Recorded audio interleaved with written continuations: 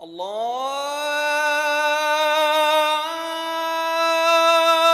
Akbar, Allahu Akbar. Assalamu alaykum, құрметті мұсылман бауырлар. Бүгінгі тақырыбымыз ислам дініндегі ұяттың орны. Ғалымдарымыз Надратун Наим деген кітапта ұят деген ол шариғатымызда құпталмаған, күнәлі деп табылған істерді орындап жатқан кезде қорқып, содан өзін сақтау, өзін шектеу, өзін тежеу деген мағынаны береді. Және де шариғатымызда күнәлі болып табылған жаман істерді, шариғатымыз сөгіс берген істерден сақтану, содан алыстау деген мағынаны береді. Дін ислам шариғатымызда ұялудың екі түрі бар. Біріншісі шынайы ұялу, яғни адамның ішкі сезімменен ұялып, және де сыртқы амалы, іс-қимылы соған лайықты сай болу. Екінші түрі ұялудың ол өтірік ұялу, яғни тек қана тілде ғана, оның іс-қимылы да жоқ, іште ешқандай бір сезім де жоқ ұялудың. Пайғамбар саллаллаху алейхи ва саллям хадисінде «Лайса залика минал хая», ол шынайы ұялудан емес деді. Яғни адам баласы тек қана тілмен айтуы ол шынайы ұялудан емес екендігін пайғамбар білдіріп жатыр.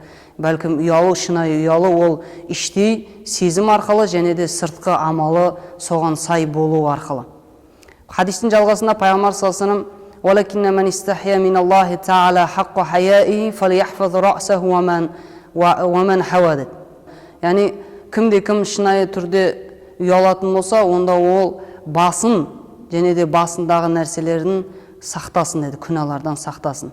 Яғни басын күнәлардан аулақ етсін, басындағы көзін әрбір күнәлі істерді қараудан аулақ етсін, және де аузын сол әрбір күнәлі істерден аулақ етсін. Яғни аузыменен әртүрлі болар болмас шариғатымызда құпталмаған күнәлі сөздерді айтудан сақталсын, тыйылсын, және де құлағыменен де ол сақталу керек деді. Яғни күнәлардан сақталу керек. Яғни ол құлағыменен әртүрлі күнәлі сөздерді тыңдаудан тыйылу керек. Және де осы орайда әйелдерімізге айтарымыз, қыз затына айтарымыз, пайғамбар саллаллаху алейхи ва саллям бұл жерде басын күнәлі істен сақтасын, сол шынайы ұят дегені ол кісілер бастарын жауып жүру керек екендігінің белгісі. Яғни ол кісілердің бастарында орамал болу керек. Сонда олардың ұяттары мықты екендігінің белгісі сол болар. Хадистің жалғасында пайғамбар саллаллаху алейхи ва саллям ішін және ішіндегі нәрселерін сақтасын деді. Яғни жеп ішуін қадағалау керек, жеп ішуі халалдан болу керек, харамнан болмау керек деді. Яғни адам шынайы түрде жеп ішуін қадағалап халалдан болса, онда ол ұяттың белгісі. Ал егер ол харамнан болса, онда ол кісінің бойында ұяттың аз екендігін білдіреді. Хадистің жалғасында пайғамбар саллаллаху алейхи ва саллям өлім менен Аллах Тағаланың тарапынан келетін сынақтарды еске алу керек деді. Яғни адам баласы өлімді ұмытатын болса, яғни бұл дүниеде өлмейтін сияқты жер басып жүретін болса, және де Алла Субхана ва Тағаладан сынақ келетіндігін ұмытатын болса, онда ол кісінің Алладан ұялуы азаятындығының белгісі. Егер ол шынында да өлімді еске алып жүретін болса, онда ол Алла Субхана ва Тағаладан қорқатын болады, және де Аллах Тағаладан ұялатын болады. Өлімге дайынмын ба, әлде дайын емес екендігін еске алып деді. Хадистің жалғасында пайғамбар саллаллаху алейхи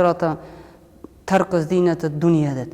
Кім ақыретті қалайтын болса, онда ол бұл дүниенің зейнетін, мал мүлкін, әшекейін, безендірілген бұл дүниені жүректен тәрк ету керек деді. Яғни адам баласының бұл дүниелік мұқтажы, үйі болуы, машинасы болуы болса, онда ол сол үйі менен көлігін жүрекке сақтамау керек. Бәлкім үйінің орнында болу керек, көліктің функциясын атқару керек. Яғни оның нәрсені жүрекке кіргізуге болмайды екендігін пайғамбар саллаллаху алейхи ва саллям осы хадисінде айтып жатыр. Егер адам баласының бұл дүниеде байлық, көлік, әртүрлі зейнет жүрегіне кіретін болса, ондай кісінің жүрегінде ұят болмайтын екендігін пайғамбар саллаллаху алейхи ва саллям хадисінде белгілеп жатыр.